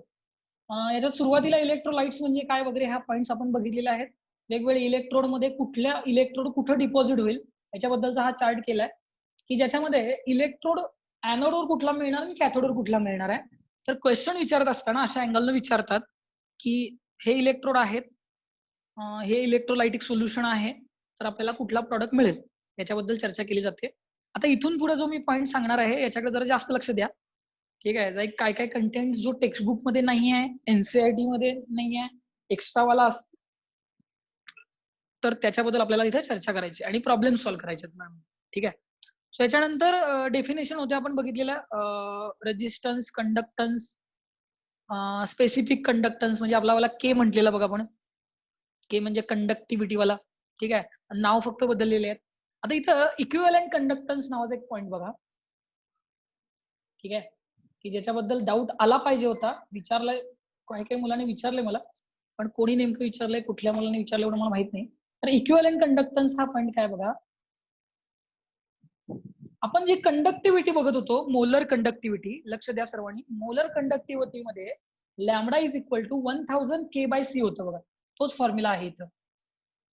मग याच्यात वेगळं काय आहे, तर हे जे कॉन्सन्ट्रेशनची जी टर्म आहे याच्यामध्ये, ही कॉन्सन्ट्रेशनची टर्म जर आपण नॉर्मॅलिटी या टर्म मध्ये घेतली, आणि आय गेस आपण नॉर्मॅलिटी म्हणजे काय बघितलंय. नॉर्मॅलिटी म्हणजे काय असतं की नॉर्मॅलिटी हा सुद्धा एक कॉन्सन्ट्रेशनचं युनिट आहे. नॉर्मॅलिटी हे सुद्धा एक कॉन्सन्ट्रेशनचं युनिट आहे की ज्याच्यामध्ये आपण जर ही कॉन्सन्ट्रेशनची टर्म जर नॉर्मॅलिटी मध्ये घेतली तर आपल्याला इक्विव्हॅलेंट कंडक्टन्स लॅमडा इक्विव्हॅलेंट असं काढता येतो. ठीक आहे. हे ज्याला इक्विव्हॅलेंट कंडक्टन्स असं म्हणतात. की कुठल्या कुठल्या प्रॉब्लेम्स होते हा शब्द जर आला तर हा या मोलॅरिटीच्या ऐवजी या कॉन्सन्ट्रेशनची टर्म जी नॉर्मॅलिटी मध्ये घेतली, कारण molarity, normality are the concentration terms of solution, की जो आपला नेक्स्ट चॅप्टर असणार आहे, जो नेक्स्ट चॅप्टर सोल्युशन आपण बघणार आहे, त्याच्यामध्ये या सगळ्या कन्सेप्ट तुम्हाला लक्षात येतील. म्हणजे फक्त काय सांगितलं मी, जर कॉन्सन्ट्रेशन नॉर्मॅलिटी मध्ये घेतलं तर त्याचं नाव वेगळं होईल. Is it clear? ठीक आहे. आता एक सिंपल प्रॉब्लेम आहे बघा डोळ्यासमोर तुमच्या, हा पॉईंट इथं आहे म्हणून हा प्रॉब्लेम आहे म्हणून मग बघूया म्हणतो मी. प्रॉब्लेम काय आहे, the resistance of one normal solution of salt 50 ohm, calculate equivalent conductance of the solution. ठीक आहे.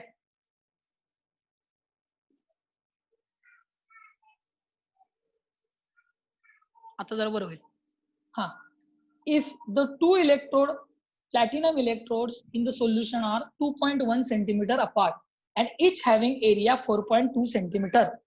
आता बघा काय सोपा क्वेश्चन झाला. लेंथ दिली आहे तुम्हाला, ठीक आहे, एरिया दिलाय तुम्हाला, आणि तुम्हाला काय दिलंय, रेजिस्टन्स दिलाय, आणि सोल्युशनची नॉर्मॅलिटी दिली म्हणजे कॉन्सन्ट्रेशन दिलंय, आणि concentration in the unit of normality दिलंय. ठीक आहे. आणि तुम्हाला विचारलंय काय, calculate equivalent conductance. So equivalent कंडक्टन्सचा फॉर्म्युला आपल्याला माहिती आहे. So put the value, get the answer. काढता येते का बघा.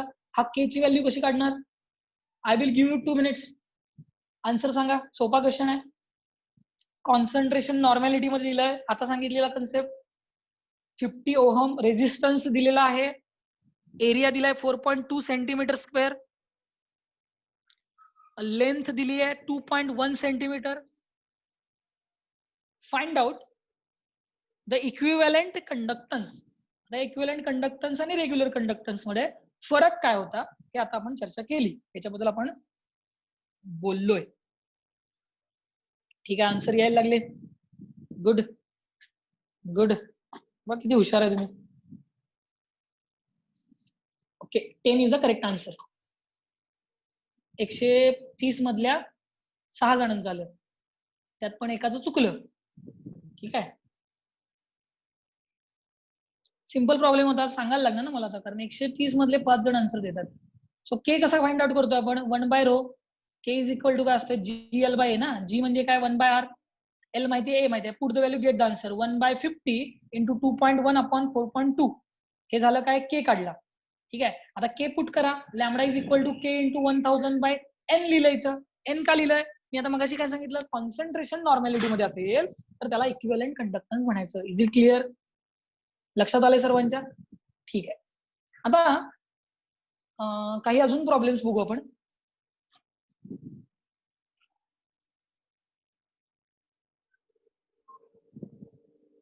Molar conductance. Molar conductance is the product of specific conductance K into volume. Just put the value, get the answer. He PDF file तुम्हाला मी share करतो, त्याच्यातले problem सगळे तुम्ही बघा. काही एक्स्ट्रा पॉईंट्स असेल ते मी तुम्हाला सांगतो. या दोघांमध्ये relation, this is very important point. याला स्टार करा की सगळं क्लिअर होईल. आता बोललो त्याच्याबद्दल आपण, क्लिअर होईल. काय क्लिअर होईल? हे क्लिअर होईल बघा. Relation between lambda equivalence and lambda M. म्हणजे आपण लॅमडा जो बघितला तो कुठला बघितला? मोलर कंडक्टिव्हिटी वाला. आणि हा इक्विव्हॅलेंट कंडक्टिव्हिटी झाली आपल्याला माहिती. म्हणजे याच्यात काय फरक आहे मी सांगितलं. मी याच्यामध्ये मोलॅरिटी वापरणार, याच्यामध्ये काय वापरणार? मोलॅरिटी. आणि याच्यामध्ये काय वापरणार? नॉर्मॅलिटी. फरक आहे, मोलॅरिटी आणि नॉर्मॅलिटी मध्ये फरक आहे. नॉर्मॅलिटी इज इक्वल टू काय असतं? मोलॅरिटी इंटू व्हॅलन्स फॅक्टर, किंवा त्याला व्हॅलन्स फॅक्टर किंवा चार्ज, बेसिसिटी, ऍसिडिटी हे सर्व वापरू शकतो आपण. आठवतंय का तुम्हाला? नॉर्मॅलिटी म्हणजे काय? Molarity into valency, charge, factor. ठीक आहे, सो इथं जर मोलॅरिटी आणि नॉर्मॅलिटी फक्त असेल तर या दोघांमध्ये रिलेशन काढता येईल आपल्याला. तर काय करायला लागेल? हे मोलॅरिटी आणि इथं नॉर्मॅलिटी आहे ना, या दोघांमधलं रिलेशन काय येईल? तर lambda equivalent is equal to lambda molar upon valence factor, किंवा lambda molar is equal to valence factor into lambda equivalence. एवढा सोपा क्वेश्चन असू शकतो, तुम्हाला पेपरमध्ये येऊ शकतो. आणि जर हा कन्सेप्ट तुम्हाला कळला नसेल तर तुम्हाला सांगता येणार नाही. तुम्हाला दिला असेल त्यांनी लॅमडा इक्विव्हॅलेंट दिला असेल आणि लॅमडा मोलर काढायला सांगितलं असेल तर there is a slight difference between molarity आणि normality. That is normality is equal to molarity into valence factor. ठीक आहे, मोलॅरिटी नॉर्मॅलिटी आपण शिकलोय ना रे? शिकलेलो आहे. ठीक आहे, पहिल्याच चॅप्टर मध्ये आपण मोल कन्सेप्टच्या वेळेस शिकलोय मला वाटतंय, त्यामुळे हे क्लिअर झालं असेल तुम्हाला. सो हे रिलेशन तेवढं नोट डाऊन करा, केलं असेल तर जाऊ आपण पुढे.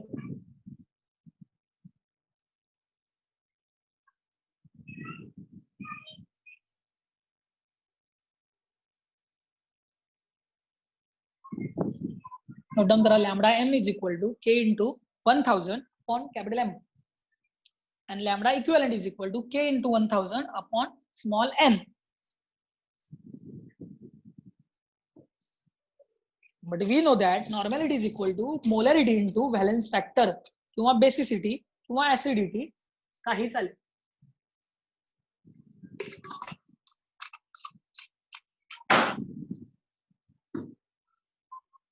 So n is equal to n into m. So lambda equivalent is equal to lambda m by valence factor. Done. So आता आपण पुढे जाऊ. काही फॅक्टर्स इलेक्ट्रोलाइटिक कंडक्टिव्हिटी बद्दल बोलतात, त्याच्याबद्दलची चर्चा केली. टोटल थिअरी दिलेली आहे तुम्हाला मी. हा प्रॉब्लेम सॉल्व्ह करा.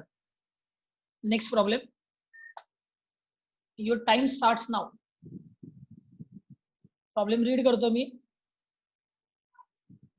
आता टाइम स्टार्ट करा.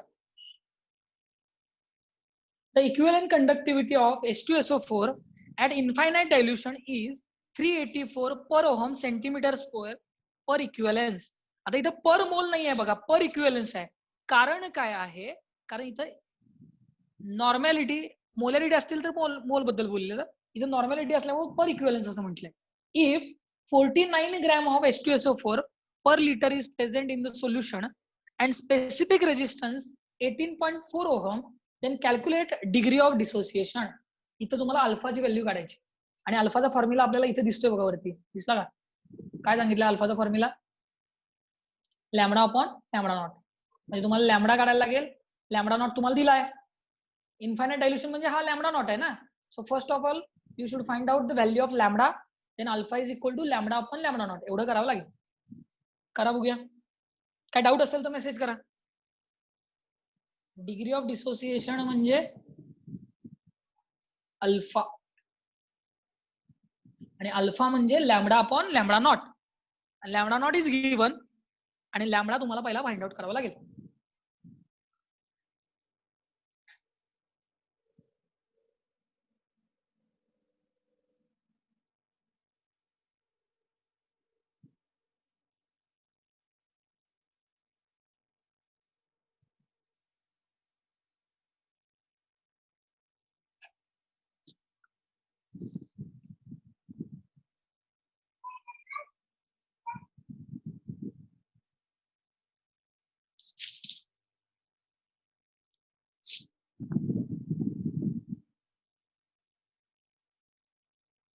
Very good. आन्सर आलेत बघा. चेक करा आलाय का बघा. Very good. आदित्य, इशिता, अनुजा किती फास्ट सॉल्व करते रे. Ashutosh very good. Aditya good. Sangram, Harshada, Akanksha, Niranjan, Anuja, Atharva. बरोबर आहे का रे. 1000 K/C. सी म्हणजे कॉन्सन्ट्रेशन वाला दिलेला आहे. स्पेसिफिक रेजिस्टन्स दिलाय तो यूज करा. त्याच्यावरून अल्फा काढा. क्लिअर आहे सर्वांना. सगळे आता 14 पाठवतात ना. गुड. हुशार आहात तुम्ही सर्व. समजले तुम्हाला. तर याच्यानंतरचा जो लॉ होता तो कुठला होता. कोहरलॅश लॉ. स्विच करूया. कोहरलॅश लॉ बद्दल चर्चा केली आपण. ज्यामध्ये काही प्रॉब्लेम नाही येणार तुम्हाला. प्रॉब्लेम पण आपण बऱ्यापैकी सॉल्व्ह केलेत त्यामुळे याच्यात काय प्रॉब्लेम येणार नाही. And after that Faraday's law. Faraday's law बद्दल पण बऱ्याचशी चर्चा केली आहे. Z is equal to E/96500. W is equal to Z into I into T. हे सगळे कन्सेप्ट बघितले. त्यानंतर त्याचा प्रॉब्लेम सॉल्व्ह केलेत. फॅरेडेज सेकंड लॉ मध्ये काय बघितलेलं. E1/E2 म्हणजे W1/W2 is equal to E1/E2. W म्हणजे weight of deposition at first, weight of deposition at second is equal to E1/E2. Equivalent weight ऍट 1 divided by equivalent weight at 2. Cell, Daniell cell. Yes बघा मस्त असं एकदम रंगीत दिलाय बघा. Diagram काढायचा प्रॉब्लेमच नाही. आता हे असं का दिलंय माहिती का. तर याचं कमी कमी झालंय म्हणजे हा ऑक्सिडाइज झाला बघा. कमी कमी झाला. सुरुवातीला एकदम मस्त चकचकत होता. आता ऑक्सिडाइज झाल्यामुळे याच्या सोल्युशन मध्ये रूपांतर झालं ना. So Zn converted into Zn2+. म्हणून हा लहान झाला असं दाखवलं. आणि याच्या कॉपरवर काय झालं डिपॉझिशन झालं असं दाखवलं. आता हा काय होईल. झिंक कमी कमी होईल. कॉपर हे होईल. ठीक आहे. हे पॉईंट्स तुमचे सगळ्यांचे क्लिअर आहे. म्हणजे विसरा म्हटलं तरी काय विसरणार नाही असं मला वाटतं. डॅनियल सेल वगैरे. नंतर इलेक्ट्रोलायटिक सेल. ते NaCl वाला बाकीचे वाले ते बघितलेत आपण. Electrode potential, standard electrode potential concept बघितला. प्रॉब्लेम कडे जाऊ आपण. ही इलेक्ट्रोकेमिकल सिरीज आहे. Nernst equation.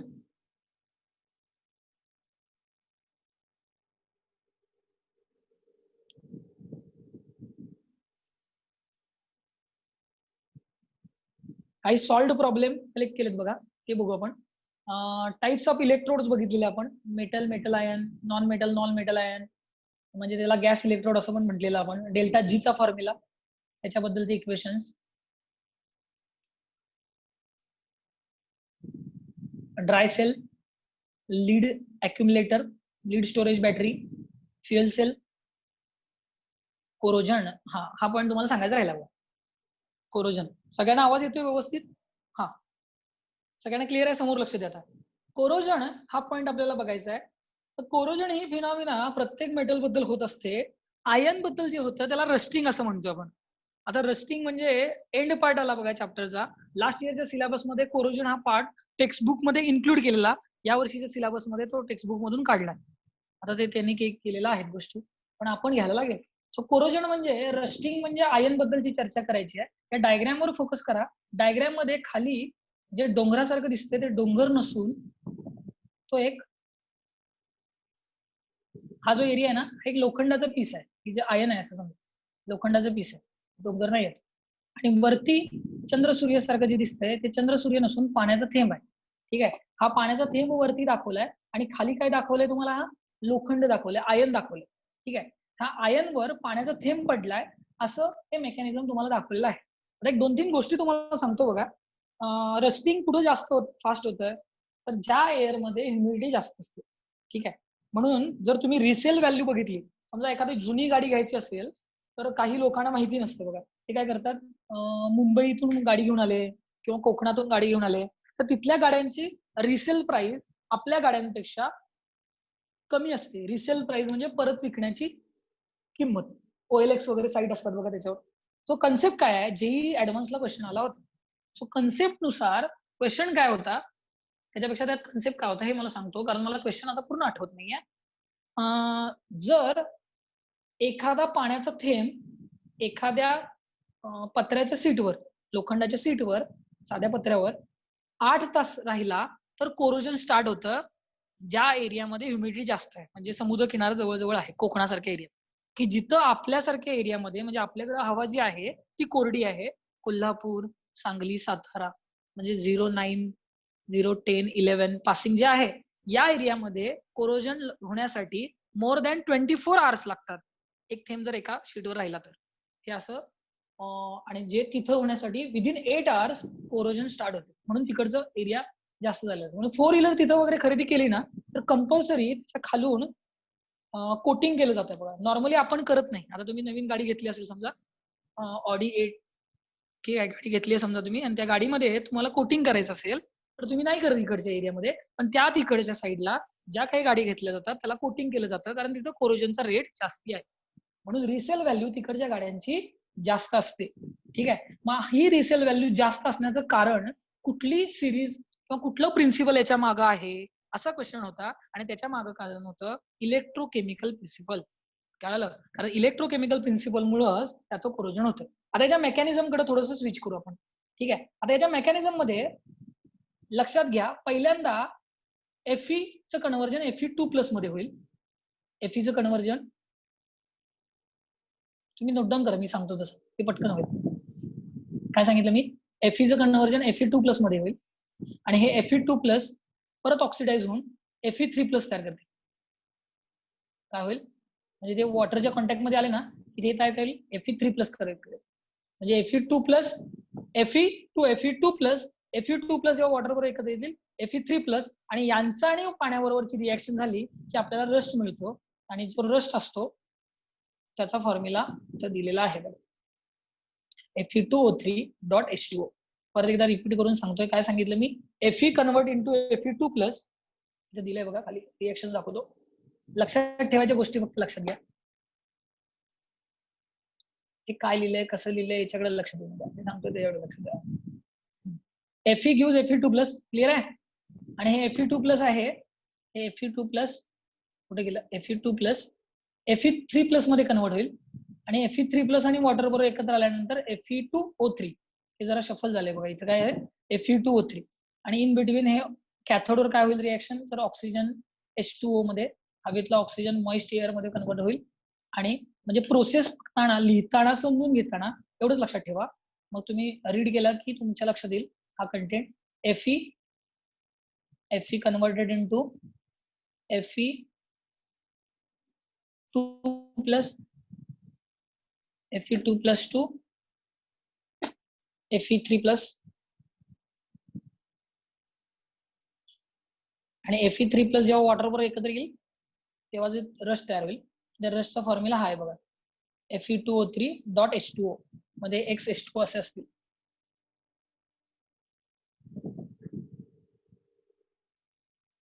ठीक आहे, ती पॉवर वगैरे लिहिण्या लक्षात येईल का बघा. सो Fe2+, मला वाटते लक्षात आलं असेल हे असं करण्यापेक्षा. So Fe gives Fe2+, Fe2+ gives Fe3+, Fe3+ water एकत्र आले, त्याच्यापासून मिळालं की जे काय आहे रस्ट आहे. रस्टचा जनरल फॉर्म्युला हा आहे Fe2O3.XH2O. बघा काय दिवस आले बघा, आपल्याला गंजाचा अभ्यास करायला लागतो. शेवटचा पॉईंट आहे हा या चॅप्टर मधला, कोरोजन. सो स्क्रीनशॉट घ्या, या डायग्रामची घ्या, नंतर लिहा तुम्ही. याचा एक स्क्रीनशॉट घ्या, किंवा जर तुम्हाला ही पीडीएफ हवी असेल तर पीडीएफ शेअर करतो मी. तसं मेसेज करा, पीडीएफ हवी असेल तर पीडीएफ शेअर करतो, ज्याच्यातले प्रॉब्लेम सॉल्व्ह करता येईल. आणि तोपर्यंत तुम्ही याचा स्क्रीनशॉट घ्या. याचा स्क्रीनशॉट घेतला की ही डायग्राम तुम्हाला काढता येईल, व्यवस्थित काढा. देन हे एक्सप्लेनेशन, याचा एक स्क्रीनशॉट घ्या. नाही प्रॉब्लेम येणार, मी सांगितलं त्या पॉईंटकडे फोकस करायचं. Fe2+, Fe2+, Fe3+, Fe3+ water आणि Fe3+ Fe2O3.H2O which is rust. ठीक आहे. आता कोरोजन प्रिव्हेंट कसं करणार, याच्या मेथड काय असतात. तुम्ही घरी काय करता कोरोजन प्रिव्हेंट करण्यासाठी? पेंटिंग करता.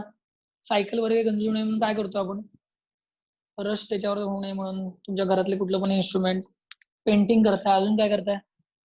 ऑइल पेंट करताय. अजून काय करताय बोला बघूया. रस्टिंग होऊ नये म्हणून काय करताय? ऑइल पेंट करता, कलर करताय. ठीक आहे. अजून काय करता येईल? तर इन्स्ट्रुमेंटल गॅल्वनायझिंग, त्याच्यामध्ये झिंकचं कोटिंग केलं जातं बघा. हे घरी करत नाही आपण. गॅल्वनायझिंगचं प्रिन्सिपल काय आहे, तर झिंकचं कोटिंग केलं जातं. कोटिंग केल्यानंतर एक 2-3 वर्ड्स दाखवतो तुम्हाला, सांगतो आम्हाला, मी तुम्हाला द्यायचं का, तुम्ही नोट डाऊन करा. प्रिव्हेन्शन ऑफ कोरोजन मध्ये काय करता येईल आपल्याला, त्याच्याबद्दल चर्चा करू.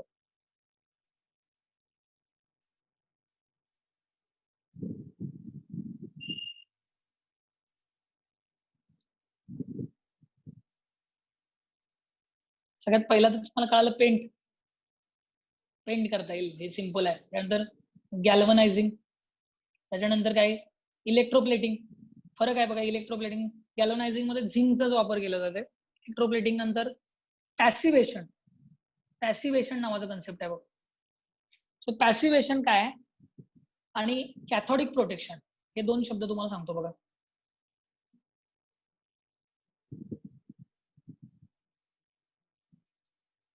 अजून काय राहिलं? पेंटिंग, कलरिंग हे ठीक आहे. गॅल्वनायझिंग, इलेक्ट्रोप्लेटिंग ठीक आहे, हे माहित असेल तुम्हाला. पॅसिव्हेशन आणि कॅथोडिक प्रोटेक्शन याच्याबद्दल एक 2 मिनिटं बोलतो. 2च मिनिटाची गरज आहे त्यांना सांगण्यासाठी. सो पॅसिव्हेशनचा अर्थ काय बघा. समजा तुमच्याकडे एखादा मेटल असेल आणि जो मेटल तुम्हाला प्रिव्हेंट करायचा आहे, की ज्याचं कोरोजन झालेलं तुम्हाला आवडणार नाही, तो प्रिशियस आहे. ठीक आहे. तर त्याला काय करायचं, पॅसिव्ह करायचं आणि त्याच्यावर एखादी लेअर टाकायची, ज्याचं ऑक्सिडेशन झालं तर तुम्हाला चालेल. मी परत एकदा रिपीट करतो बघा. ऑक्सिडेशन झालं तर चालेल अशा प्रकारचा एखादा मेटलचा ऑक्साईड त्याच्यावर फ्लेमिंग करायचं. म्हणजे नॉर्मली ऑक्साईड फ्लेमिंग करतात बघा त्याच्यावर. ठीक आहे. सो काय होईल, मेटल जो आहे आतमधला तो प्युअर राहील आणि ज्याच्यावर कोटिंग करायचं आहे, ज्याचं कोटिंग करायचं आहे ते कोटिंग झालं, त्याचं कोरोजन झालं तर चालेल. आणि जो आपला आतला मेटल आहे ना, तो तसाच राहील. ह्याला पॅसिव्हेशन म्हणतात. म्हणजे स्टोरी सांगतो बघा, म्हणजे ते लक्षात येईल. समजा जंगलात गेलो आपण, तुम्ही आणि मी, आणि समोरून वाघ आलाय आणि दोघांपैकी एकालाच खाणार आहे, तर आपण काय करणार? तुम्ही मला ढकलणार, मी तुम्हाला ढकलणार. म्हणजे आपण स्वतःला प्रोटेक्ट करणार आणि दुसऱ्याला ऍक्टिव्ह करणार. म्हणजे समोरच्याचं कोरोजन झालं तर चालेल आणि मेन मेटल तसंच राहिलं तर चालेल. तर एक्झॅक्टली जो मेटल आपल्याला प्रिव्हेंट करायचं आहे, आता एक बॉटल आहे, की बॉटलचं आपल्याला प्रिव्हेन्शन करायचं, त्याच्यावर कोटिंग करायचं. ते कोटिंगचं ऑक्सिडेशन झालं तर चालेल, पण आतमधला मेटल तसंच राहील. दिस इज कॉल्ड ॲज पॅसिव्हेशन. आणि शेवटचा पॉईंट आहे जो कॅथोडिक प्रोटेक्शन असं म्हटलंय, हे नोट डाऊन करा. पॉईंट कॅथोडिक प्रोटेक्शनचा अर्थ काय? मला सांगा, ऑक्सिडेशन कधी होईल रे? ऑक्सिडेशन होण्याचं मेन रिझन काय असेल? जर तो ऍनोडवर असेल तर ना, कारण ऍनोडवरच ऑक्सिडेशन होत आहे. मग त्याला कॅथोडवर जर कनेक्ट केला तर त्याचं ऑक्सिडेशन होईल का? नाही होणार. त्याचं रिडक्शन होणार, त्याच्यावर डिपॉझिशन होणार. मग कॅथोडिक प्रोटेक्शन ही अशी मेथड आहे की ज्याच्यामध्ये ज्याला आपल्याला प्रोटेक्ट करायचं आहे, ज्याचं कोरोजन व्हायला नको असं तुम्हाला वाटतंय, त्याला आपल्याला कॅथोडवर कनेक्ट करायचं आहे, की जेणेकरून त्याचं प्रोटेक्शन होईल. Is it clear? This method is called as cathodic protection. So what are the prevention methods of corrosion? त्याच्यामध्ये पेंटिंग, गॅल्वनायझिंग, इलेक्ट्रोप्लेटिंग, पॅसिव्हेशन. आता बोर्डला तर काही येणार नाही, कारण हे पॉईंट सगळे बोर्डच्या टेक्स्टबुक मध्ये नाही आहेत. बोर्डसाठी काय करायला लागणार नाही. कन्सेप्ट कळाला का बघा? पॅसिव्हेशन लक्षात आलं, कॅथोडिक प्रोटेक्शन सगळ्यांच्या लक्षात आलेलं आहे. Is it clear? Cathodic protection, passivation याचा पण सगळा कंटेंट मी याच्यात कलेक्ट केलेला आहे. या पीडीएफ मध्ये आहे हा कंटेंट सगळा. फक्त पॉईंट वाईजच्या सगळी थिअरी मी कॉपी केली.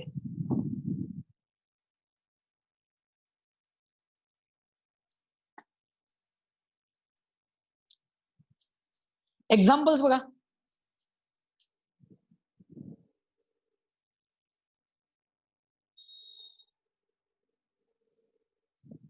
एवढे एक्झाम्पल्स आपल्याला सॉल्व्ह करायला दिलेले आहे, त्याचं सोल्युशन पण दिलंय, पण तुम्ही सोल्युशन कडे बघू नका, तुम्ही प्रॉब्लेम मी खालून वर जाऊया आपण, ते वरचे वाले इझी असतील ना. ठीक आहे, प्रॉब्लेम रीड करतोय मी, नोट डाऊन करा फास्ट.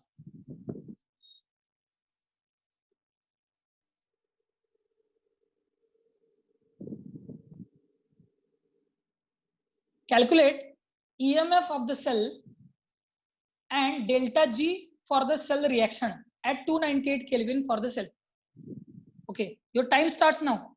सगळ्यांचे आन्सर आले पाहिजे ना मला. ऑलमोस्ट 120 स्टुडंट्स आहेत, प्रत्येकाचा आन्सर आलं पाहिजे. हा प्रॉब्लेम प्रत्येकाला जमला पाहिजे, कारण याची टेस्ट असणार आहे आता, त्यामुळे प्रत्येकाला हे आलंच पाहिजे. प्रॉब्लेम मध्ये तर चुका अजिबात करू नका. एखाद्या वेळेस थेअरीमध्ये एखादा पॉईंट चुकला तर चालेल, पण प्रॉब्लेम्स नाही चुकले पाहिजे. थेअरीमध्ये तुम्ही रीड केल्यानंतर ते परत ओव्हरकम करू शकता. ईएमएफ काढा पहिल्यांदा E0 सेल काढायला लागेल. E0 सेल कसं काढणार? E0 cathode minus E0 anode. त्याच्या व्हॅल्यूज तुम्हाला दिसल्या पाहिजेत ना. हे गिवन आहे बघा, हे गिवन आहे, हे तिला दिलेलं आहे तुम्हाला. फास्ट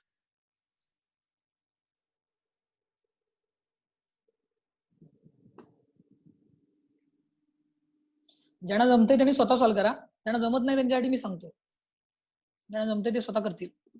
आता बाळांनो इथं काय झालं बघा, दोन्ही व्हॅल्यू निगेटिव्ह आल्या, म्हणजे E0 कॅडमियमची व्हॅल्यू पण मायनस मध्ये आहे, E0 झिंकची व्हॅल्यू पण मायनस मध्ये आहे. मग अशा वेळी आपल्याला केस नंबर 3 चा यूज करायला लागेल. जी जास्त निगेटिव्ह आहे, म्हणजे हा वाला इलेक्ट्रोड कुठं असेल रे? एनोडवर असेल. यस. आणि हा वाला इलेक्ट्रोड कुठं असेल रे? कॅथोडवर असेल. यस. म्हणजे E0 सेलची व्हॅल्यू जेव्हा काढणार मी, तेव्हा E0 cathode minus E0 anode करणार. क्लिअर आहे का बघा? So this minus of this, so minus minus become plus, म्हणजे याच्यातून ही व्हॅल्यू वजा होईल. समजलं का? लक्षात आलं का बघा? सो E0 सेलची व्हॅल्यू सांगा मला पटकन, किती आली?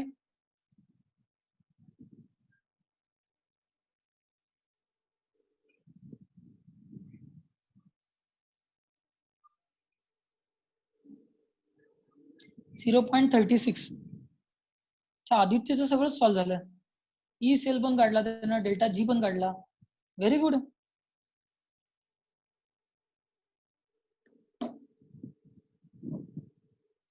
काय जेवढा वेळ दिला तेवढं देतो मी, म्हणजे प्रत्येकाचं होईल. फास्ट करा रे, आणि मग तुम्हाला मी याचं सोल्युशन दाखवतो. थोडे प्रॉब्लेम सॉल्व्ह करू आपण आणि चॅप्टरला फुल स्टॉप लावू.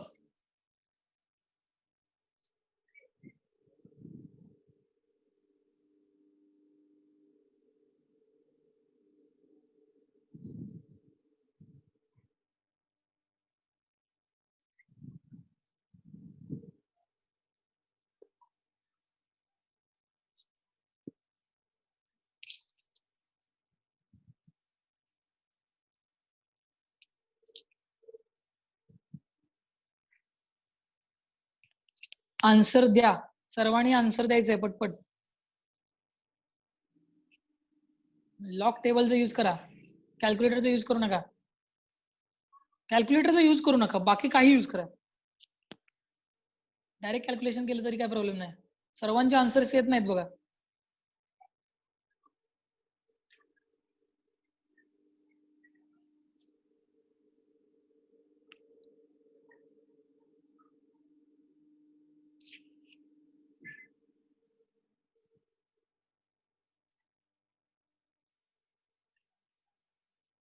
ठीक आहे, एवढे फास्ट आन्सर देत आहे म्हणजे आता टेस्ट मध्ये काय, जेई वाल्यांना 100 आउट ऑफ 100 आणि नीट वाल्यांना 150 प्लस आणि जेई वाल्यांना 80 प्लस. 20 मार्क राहू देत जरा, एवढे तर मिळायला काय हरकत नाही. मग एवढे फास्ट आन्सर्स देता तुम्ही. ठीक आहे, मी जर काय करतो, आन्सर दाखवतो बघा. बघा चेक करा, आले का बघा. किती जणांचा आलं? हँड रेज करा. राईट साईडला मोर ऑप्शनचा यूज करा, हँड रेज करा, आणि मला कळेल किती जणांचा आन्सर आलाय. गुड. आशिष पण आलंय, आदित्यचं आलं, बऱ्याच जणांचं आलंय. बाकीचे काय करताय बघा, कॉपी करा. काय राहतंय बघा तिथे, लॉग अँटी लॉग सगळं नोट डाऊन करून दिले मी. सगळं ते व्यवस्थित कॉपी पेस्ट करून घेतलंय सगळं मी. त्याचा यूज करा प्रॉपर. डेल्टा जी चा फॉर्म्युला काय असतो? Minus NF into E cell. Just put the value and get the answer.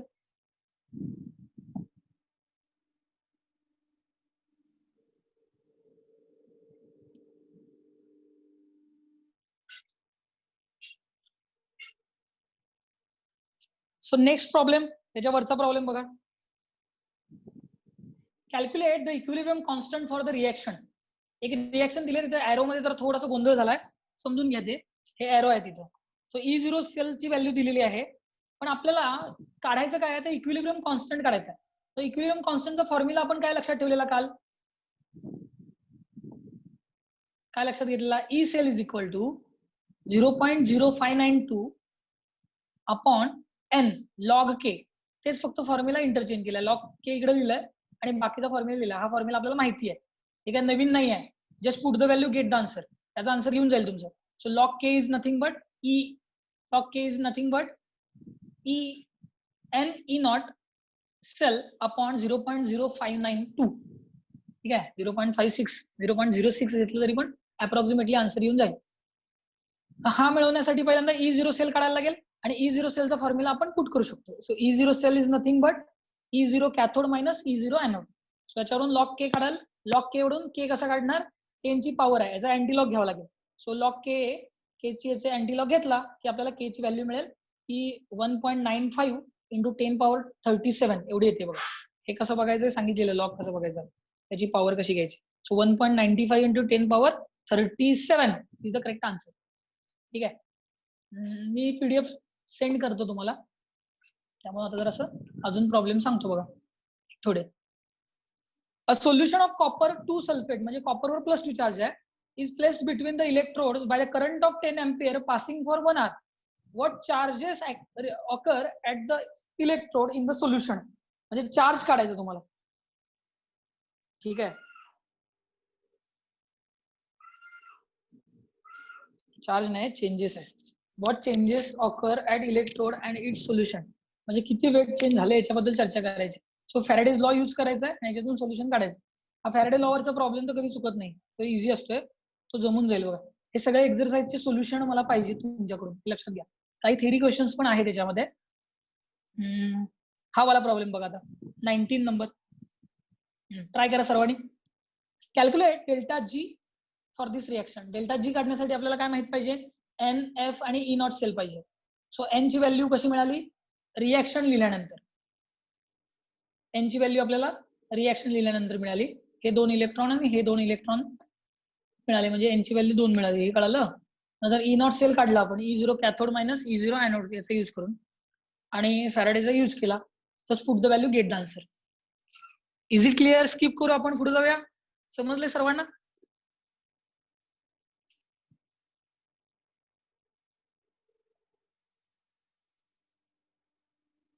I hope समजले सर्वांना. हा चॅप्टर जेवढा मोठा आहे ना, तसाच चॅप्टर पुढचा सुद्धा मोठा आहे, त्याच्यापेक्षा जरासं कमी असेल. ठीक आहे, पण एकदा चॅप्टर हा केला की तुम्ही निगेटिव्ह मध्ये जाणार नाही, पॉझिटिव्ह मध्ये राहणार. कुठली पण एक्झाम असू दे, त्याच्यातले प्रॉब्लेम सॉल्व्ह करता येतील. इंटरलिंक्ड आहेत ते. ठीक आहे, नस्ट इक्वेशन वरचा प्रॉब्लेम आहे पुढचा. Find out E cell for the reaction. सोल्युशनचा यूज करून बघा, समजते का. ऑब्विसली एन ची व्हॅल्यू 2 येणार आहे. Log Zn2 plus concentration upon copper 2 plus concentration. Zn2 plus concentration 0.1 आहे आणि कॉपर 2 प्लस कॉन्सन्ट्रेशन 1 आहे. So put the value, get the answer. अशा टाइपचे बरेचसे क्वेश्चन आपण ऑलरेडी सॉल्व्ह केले. तर मला सांगू शकता नोटबुक मध्ये किती प्रश्न सॉल्व्ह केलेत आपण? 50-60 असे नोटबुक मध्ये प्रॉब्लेम्स आहेत का तुमच्या? काही थेरी प्रॉब्लेम्स पण चांगले आहेत की ज्याच्या रीड करणं तुम्ही गरजेचं आहे. रिएक्शन स्पॉन्टेनियस येईल का नाही याच्याबद्दलचा हा क्वेश्चन आहे बघा, सी नंबरचा. ओके, 63. कोणाकोणाचं म्हणणं आहे 56 नोटबुक के प्रॉब्लेम्स. ठीक आहे, अजून काही ते त्यावेळी सॉल्व्ह केलेल्या प्रॉब्लेम्सची पण लिस्ट तुम्हाला पाठवतो मी, आणि एक्स्ट्रा वाले प्रॉब्लेम्स पण पाठवतो की जे तुम्ही सॉल्व्ह करा. ठीक आहे,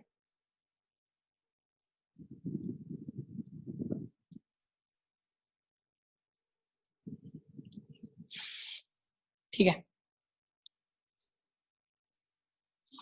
थांबू आपण इथं. तर नेक्स्ट ज्यावेळी जेव्हा कधी लेक्चर असेल आपलं, त्यावेळी आपण नवीन चॅप्टरला सुरुवात करू असं मला वाटतंय. तुम्हाला पण तसंच वाटतंय का? आणि आजचा हे लेक्चर इथं थांबवते मी. 2 मिनिटं देतो. तुम्हाला काही डाऊट असेल तर मेसेज करा. अदरवाईज लेफ्ट केलं तरी चालेल. If you have any doubt, जर डाऊट असेल तर विचारा फक्त. अदरवाईज तुम्ही हे केलं चालेल, लेफ्ट केलं चालेल. मी अशी आशा करतो की सगळ्यांना या लेक्चरमध्ये लक्षात आलेलं आहे. ठीक आहे. प्रॉब्लेम्स अजून सॉल्व्ह करा. जे काही तुमच्याकडे मटेरियल असेल त्याचा यूज करा आणि येणाऱ्या एक्झाम मध्ये मला सगळ्यांना चांगले मार्क्स मिळाले पाहिजे हे लक्षात घ्या. तुझा जो चॅप्टर असेल तो सोल्युशन असेल आणि त्याच्याबद्दल चर्चा करू. आणि काय कुणाला डाऊट असेल, काय सांगायचं असेल तर तुमच्या त्या व्हॉट्सअप ग्रुपवर रिप्लाय द्या. ठीक आहे. So thank you very much.